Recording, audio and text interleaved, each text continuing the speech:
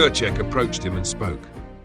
"If you need inspiration, comments about the shape of my beard irritate me greatly," he suggested as a possible insult. Zenobius thought for a moment, then said in a flat voice, as though reciting a memorized line, "I've always wondered whether, when the barber trimmed that bristle of yours, he used a goat as a reference." "How dare you?" Kerchak replied just as emotionlessly. Without haste, they removed the upper parts of their uniforms and carefully hung them over the backs of their chairs. They remained in nothing but their shirts. "Then perhaps I'll smash that handsome nose of yours," he continued, before adding their pre-arranged cue under his breath, "by the lapels." He lunged at Zenobius, grabbing him by the collar of his uniform with both hands. According to the script, Zenobius bent backward and flipped him over his shoulder. Kerchak lightly pushed off the floor, subtly enough that the motion remained invisible to the spectators, who were meant to believe Zenobius had hurled him through the air purely by brute strength.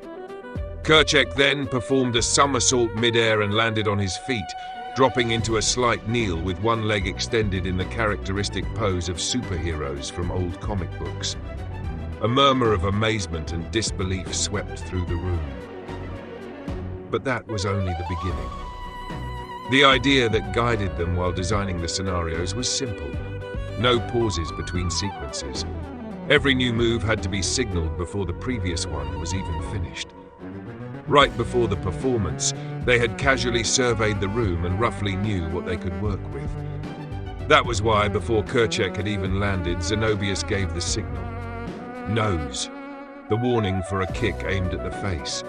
Kerchak was supposed to lean back, twist into a half-fall, and sweep Zenobius' other leg out from under him, after which Zenobius would perform yet another acrobatic flip and still land on his feet.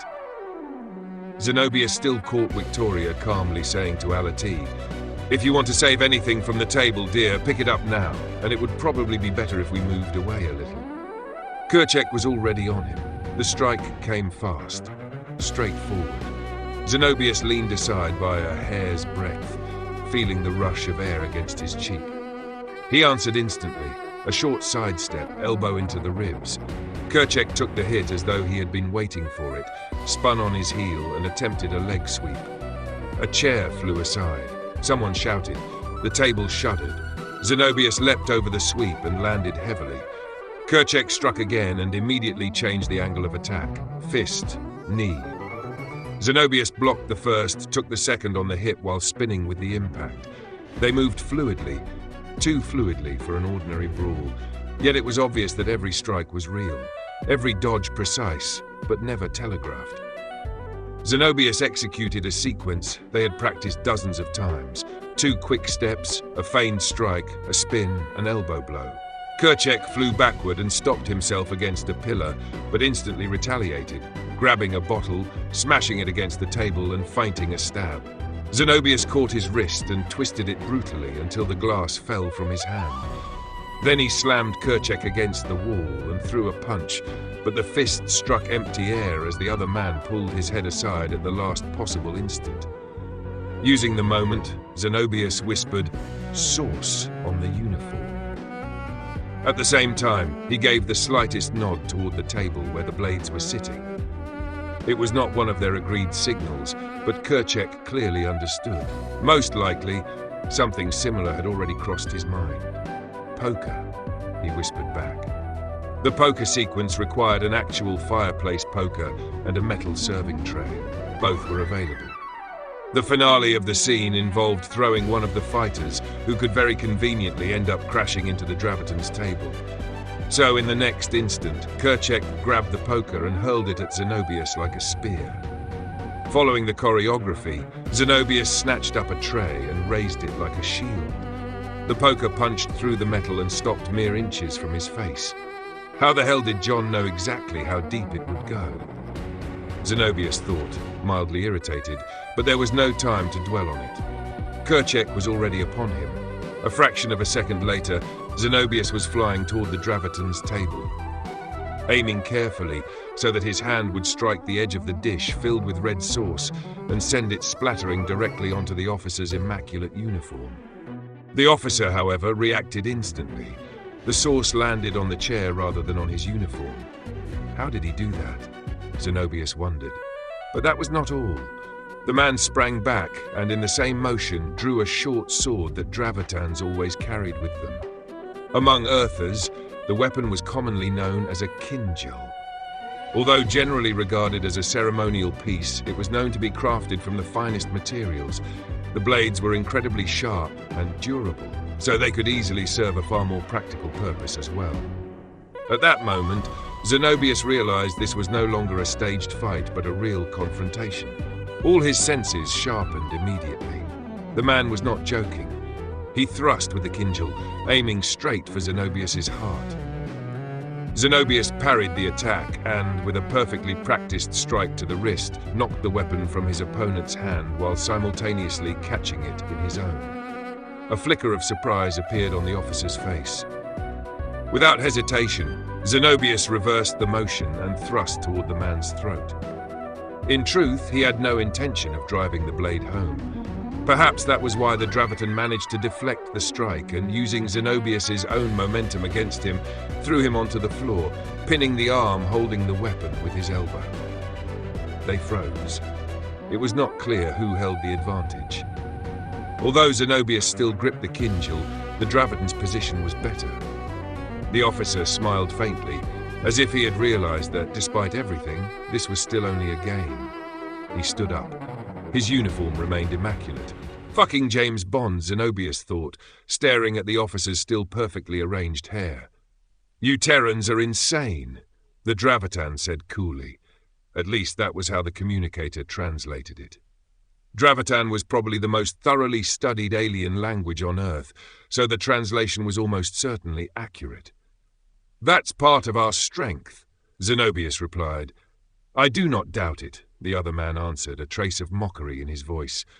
"But I am impressed." Zenobius extended the kinjal toward him, holding it by the blade so that he could return the weapon. The Dravitan merely glanced at it. "You took it from my hand, Terran. It belongs to you now," he said. "Consider it a trophy of war and a keepsake." Zenobius was not entirely sure what to do. Then he suddenly remembered something. He reached into his pocket and pulled out his claw. "It was an honorable fight. I would like it remembered on both sides," he said, holding the insignia out toward his opponent.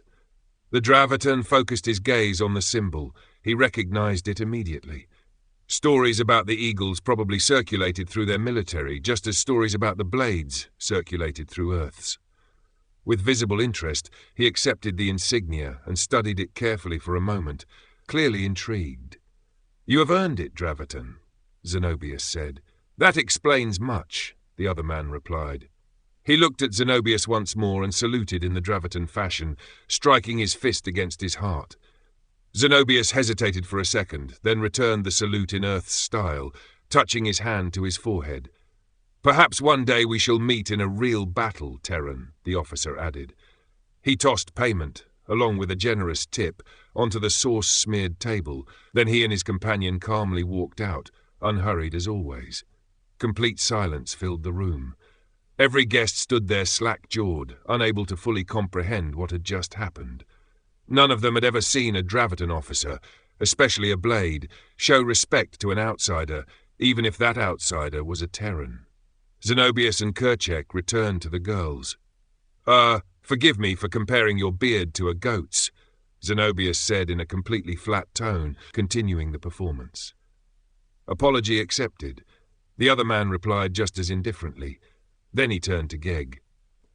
"So if you still wish to, now you may insult Alati." Geg, visibly shaken, though seemingly more by the Dravitan officer's behavior than by the fight itself, turned around and ran out of the tavern. "And now we should probably face the consequences of our irresponsible behavior," Kerchek said, walking over to the bar. "Here is a modest sum that should cover the costs of this incident," he told the bartender. "Oh, that won't be necessary, officer, sir," the bartender replied eagerly. "On the contrary, you are welcome back any time, and there will certainly be no objections if you gentlemen decide to insult each other again," he continued encouragingly. He already knew this evening would become legend, and he had no objection to seeing it repeated. I can promise nothing, and I prefer to pay my own way, Kerchak answered, leaving the money on the counter. In the end, nothing came of the romance with Alati. It seemed the girl had started spending time around the Terran soldiers only to punish Geg for something. The young man's determination evidently impressed her in the end, and they eventually reconciled. Zenobius felt slightly used, though he hoped it had been for a worthy cause. Well, inwardly, he wished them happiness. Zenobius did not think much about it at the time, but much later he tried to discover who that Dravatan officer had been. So far, he had failed. Information about the blades was not easy to obtain. He also never wore the claw again, but everyone knew why.